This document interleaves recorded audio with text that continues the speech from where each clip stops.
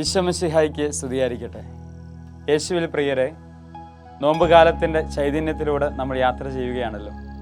പ്രാർത്ഥിച്ചും ഉപവസിച്ചും ധ്യാനിച്ചും നന്മകൾ ചെയ്തും പുണ്യങ്ങൾ അഭ്യസിച്ചുമൊക്കെ യേശുവിനോട് കൂടെ യാത്ര ചെയ്യുന്ന നല്ല ദിനങ്ങളാണ്. അങ്ങനൊരു യാത്രയാണ് ഇന്നത്തെ സുവിശേഷത്തിലും. മത്തായിയുടെ സുവിശേഷം 20-ാം അധ്യായം 17 മുതലുള്ള തിരുവചനങ്ങളിൽ ഈശോ തൻ്റെ 12 പേരെയും കൂട്ടിക്കൊണ്ടു പോകുന്ന ഒരു രംഗമുണ്ട്. കൂട്ടിക്കൊണ്ടു പോകുന്നത് വെറുതെ സന്തോഷങ്ങൾ പങ്കിടാൻ വേണ്ടിയിട്ടല്ല, തൻ്റെ ഗുരുവിനെ കുറിച്ചുള്ള വലിയ സങ്കടങ്ങൾ അവരോട് പറയുകയാണ്. മക്കളെ, ഇതാ നിങ്ങളുടെ ഗുരു മനുഷ്യപുത്രൻ വധിക്കപ്പെടാൻ പോവുകയാണ്, ക്രൂശിക്കപ്പെടാൻ പോവുകയാണ്, നിങ്ങളിൽ നിന്നും കൊല്ലപ്പെടാൻ വേണ്ടി പോവുകയാണ്. ഇനി നിങ്ങളുടെ കൂടെ ഞാൻ ഉണ്ടായിരിക്കുകയില്ല. പ്രിയപ്പെട്ടവർ, എന്തൊരു സങ്കടത്തിൻ്റെ വാർത്തയാണ് അവരോട് പറയുക. അപ്പോൾ അതിലൊരാൾ, ഈ സബദി പുത്രന്മാരുടെ മാതാവ് വന്ന് പറയാണ്, ഗുരു, നീ അങ്ങനെ പോകുമ്പോൾ എൻ്റെ കുഞ്ഞുങ്ങളെ കൂടി നിൻ്റെ വലതു ഭാഗത്തിരിക്കാൻ ഒന്ന് അനുവദിക്കണം. ഭൂമിയിൽ അവരിങ്ങനെ ചേർത്ത് പിടിച്ചതല്ല നീ, അങ്ങനെയെങ്കിൽ മരണശേഷവും അവരെ നീ കൈവിടരുതേ എന്നൊരു അഭ്യർത്ഥനയാണ്. എന്തൊരു നല്ലൊരു പ്രാർത്ഥനയാണല്ലേ ശരിക്കും. എൻ്റെ കുഞ്ഞിനെ കൂടി നീ എവിടെയായിരിക്കുന്നുവോ അവിടേക്കൊന്ന് കൊണ്ടുപോകണം ഗുരു. പ്രിയപ്പെട്ടവരെ, നമ്മളൊക്കെ പ്രാർത്ഥിക്കേണ്ടത് ഇങ്ങനെയാണ്. നമ്മുടെ കുഞ്ഞുങ്ങൾക്ക് വേണ്ടിയിട്ട്, നമ്മുടെ മാതാപിതാക്കൾക്ക് വേണ്ടിയിട്ട്, നമ്മുടെ പ്രിയപ്പെട്ടവർക്ക് വേണ്ടിയിട്ട് ഈശോയുടെ പക്കൽ നമ്മളും പ്രാർത്ഥിക്കണം. ഈശോയെ, നിൻ്റെ വലതുഭാഗത്തിരിക്കാൻ വേണ്ടി എൻ്റെ കുഞ്ഞുങ്ങളെ നീ ഒന്ന് സഹായിക്കണം. നിൻ്റെ വലതുഭാഗത്തിരിക്കാൻ വേണ്ടിയിട്ട് എല്ലാവരെയും നീ ഒന്ന് സഹായിക്കണം.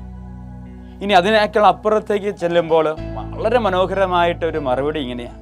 ഈശോ പറയാണ്, മക്കളെ, ഞാൻ കുടിക്കാൻ പോകുന്ന പാനപാത്രം എന്ത് നിങ്ങൾക്ക് മനസ്സിലാകുന്നുണ്ടോ? അതത്രയും കഠോരമാണ്, അത്രയും വേദനയാണ്. അത് നിങ്ങൾക്കത് കുടിക്കാൻ പറ്റില്ല. അത് കുടിച്ചാലേ എൻ്റെ വലതുഭാഗത്തിരിക്കാൻ പറ്റുള്ളൂ. അപ്പോൾ വീണ്ടും മറുപടി അതാണ്, ഈശോയെ, ഞങ്ങൾക്കത് പറ്റും. നീ എന്ത് കുടിക്കുന്നുവോ അത് ഞങ്ങൾ സ്വീകരിച്ചോളാം. ഈ നോമ്പുകാലത്തിൻ്റെ ചൈതന്യം അതാണ് പ്രിയപ്പെട്ടവരെ. ഈശോ കുടിച്ച് തീർത്ത പാനപാത്രത്തെ കുടിച്ചു തീർത്ത് മുമ്പോട്ട് യാത്ര ചെയ്യുക അത്ര എളുപ്പമുള്ള കാര്യമല്ല. കൂടെ നടന്നപ്പോൾ എളുപ്പമായിരുന്നു. ഈശോ എല്ലാം ചെയ്തു കൊടുത്തു. അപ്പം വർദ്ധിപ്പിച്ചു കൊടുത്തു, കാറ്റിനെ ശാന്തമാക്കി കൊടുത്തു, മരിച്ചനെ ഉയർപ്പിച്ച് കാണിച്ചു കൊടുത്തു, രോഗിയെ സൗഖ്യപ്പെടുത്തി. അങ്ങനെ ഇവരെ കൂട്ടി നടന്നതാണ്. ഇവർക്ക് ഈ പാനപാത്രം ഇതുവരെ കുടിപ്പിച്ച് ശീലിപ്പിച്ചിട്ടില്ല. പക്ഷേ എന്നിരുന്നാൽ പോലും ഈ മക്കൾ പറയാണ്, നീ കുടിക്കുന്ന എന്തും ഞങ്ങൾ കുടിച്ചോളാം. അപ്പോഴാണ് ബാക്കി 10 പേർക്കും ഇവരോട് അമർഷം ഉണ്ടായെന്നാണ് പറയാം. ഈ ജീവിതത്തിൻ്റെ ബലിയർപ്പണങ്ങളിലൂടെ യാത്ര ചെയ്യുന്ന ഈശോയുടെ പ്രിയപ്പെട്ട മക്കളായി മാറാൻ പോകുന്ന ഇവരെ ഓർത്ത് ബാക്കി 10 പേർക്കും അമർഷം ഉണ്ടായത്രേ. അപ്പോൾ ഈശോ അവരെ അടുത്ത് വിളിച്ചിട്ട് പറഞ്ഞു, മക്കളെ, നിങ്ങൾ അങ്ങനെ ആകരുത്. നിങ്ങൾ ഒന്നാമനാകാനായിരിക്കുന്നവൻ എല്ലാവരെയും ദാസനായി മാറും. ആര് ഈ ഭൂമിയിൽ വിജയിച്ചു എന്നുള്ളതല്ല, ആര് സ്വർഗത്തിൽ വിജയിച്ചു എന്നുള്ളതാണ് ആത്മാവിൻ്റെ കണക്ക്. നമ്മളൊക്കെ ഇങ്ങനെ ഭൂമിയിൽ വിജയിക്കാൻ വേണ്ടി ഓടുകയല്ലേ, ഭൂമിയിൽ ഇങ്ങനെ രക്ഷപ്പെടാൻ വേണ്ടി ഓടുകയാണ്, ഭൂമിയിലെല്ലാം നേടാൻ വേണ്ടി ഓടുകയാണ്. പക്ഷേ ഈശോ പറയാണ്, നിങ്ങൾ ഭൂമിയിലൊന്ന് ചെറുതായി കൊടുക്കുക, നിങ്ങൾ ശുശ്രൂഷകനാകുക, നിങ്ങൾ എളിമപ്പെടുക, നിങ്ങൾ താഴ്ന്നു കൊടുക്കുക, എല്ലാവരെയും ദാസനായി മാറുക. അപ്പോൾ നിങ്ങൾക്ക് സ്വർഗത്തിൽ വലിയ കാര്യങ്ങൾ പിതാവ് ചെയ്തു തരും. പിതാവിൻ്റെ ഇഷ്ടം ആര് പൂർത്തിയാക്കുന്നുവോ അവർക്കുള്ളതാണ് വലതുവശവും ഇടതുവശവും ഒക്കെ. അങ്ങനെയെങ്കിൽ എൻ്റെ പ്രിയപ്പെട്ടവർ, ഈ നോമ്പുകാലത്തിൻ്റെ ചൈതന്യത്തിലൂടെ നമ്മൾ യാത്ര ചെയ്യുമ്പോൾ നമ്മൾ പ്രാർത്ഥിക്കണം എല്ലാവർക്കും വേണ്ടി. ആർക്കൊക്കെ വേണ്ടിയിട്ടാണ്?